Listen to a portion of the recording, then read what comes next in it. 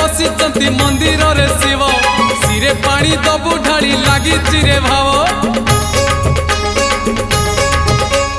पूरण हेइछि परा आम मानसिक